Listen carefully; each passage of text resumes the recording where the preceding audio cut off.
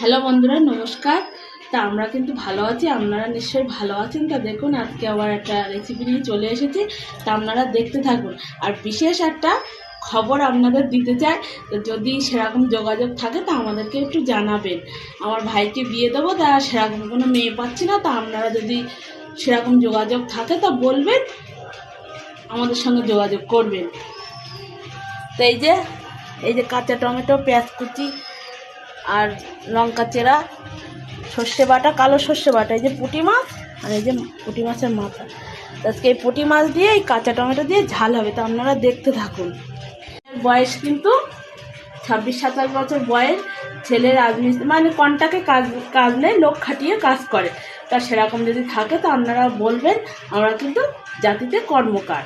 ছেলে 8 পর্যন্ত পড়াশুনো শিখেছে। তা আপনারা সেরকম যদি যোগাযোগ থাকে তো আমাদেরকে বলবেন। আমরা কিন্তু ভীষণ সমস্যায় আছি, জানি আপনারা আমাদের পাশে আছেন। তা পাশে থাকবেন, সঙ্গে থাকবেন। কড়াইতে দিয়ে দিলাম সর্ষের তেল। আগে আমি মাছের মাথাগুলো ভেজে নেব। আমি মাছের মাথাগুলো একসাথে দিইনি, কেন মাথাগুলো একটু তিত করে লাগে, তার জন্য মাথাগুলো আগে ভেজে নেব।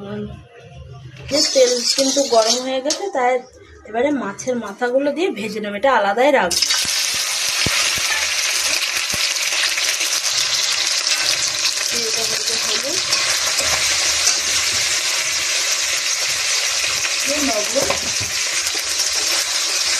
তা আমরা কিন্তু ছেলের ফটোটা দিয়ে দেবো। তা আপনারা দেখবেন, যদি কোনো যোগাযোগ থাকে তো আমাদের অবশ্যই জানাবেন, অবশ্যই জানাবেন। ছেলে কিন্তু খুবই ভালো, নেশাবান কিছুই করে না।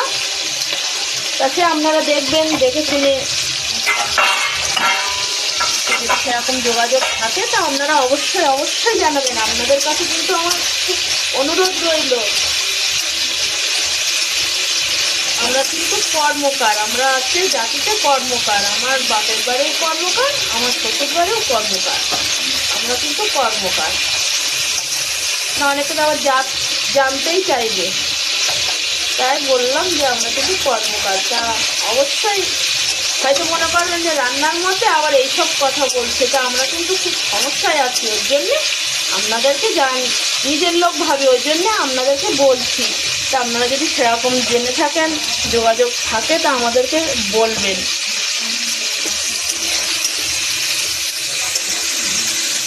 এই যে মাছের মাথাগুলো ভাজছি, ভাজা হয়ে গেছে। আর এই যে পাশে কিন্তু পিকনিক হচ্ছে, তাই মাইক বাজছে। তা আপনারা একটু মানিয়ে নেবেন। যেখানে ভাত বসিয়ে দিচ্ছি, অবশ্যই আপনারা আমাদেরকে জানাবেন। আমরা কিন্তু খুব সমস্যায় আছি, যেহেতু ভাইয়ের দিয়ে দিতে পারছি না।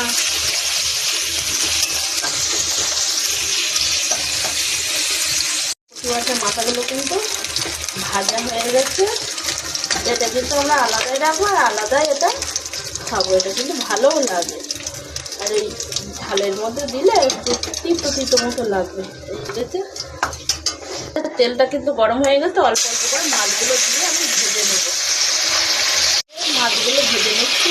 কিন্তু এই পুঁটি মাছের ঝাল কিন্তু সবাই খেয়ে থাকেন। তাই এরকমভাবে কে কে খেয়েছেন তা বলবেন। এই যে কাঁচা টমেটো দিয়ে পুঁটি মাছের ঝাল, কে কে খেয়েছেন এরকম বলবেন। আর রান্নাটা কেমন হলো সেটাও বলবেন।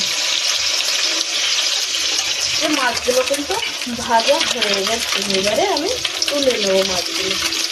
শীতের দিনে কিন্তু পুঁটি মাছ খেতে খুবই ভালো লাগে। আর যদি এরকম কাঁচা টমেটো দিয়ে ঝাল হয় তা আরও কিন্তু ভালো। এই দিয়ে ভাত খাওয়া হয়ে যাবে।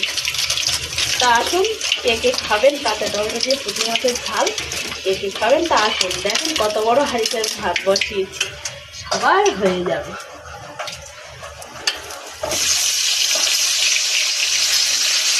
কিন্তু এই তেলেই আমি দিয়ে দেবো এই যে কালো জিরে, এই যে কালো জিরে ফোড়ন দেবো। তারপরে কিন্তু পেঁয়াজ লঙ্কা দিয়ে দেবো। এই পেঁয়াজটা কিন্তু আমি এরকম করে কুচিয়েছি, এরকম করে কুচালে ভালো লাগবে। আর সাথে বড়ি দিলে বড়ি দেবেন। আমার কাছে বড়িটা নেই বলে আমি আর বড়ি দিলাম না।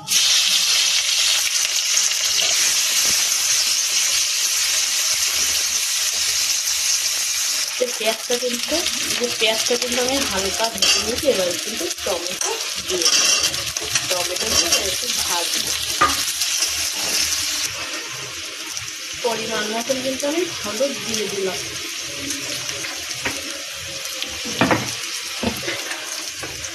পরিমাণ মতন লবণও দিয়ে দিলাম। দিয়ে এবারে আমি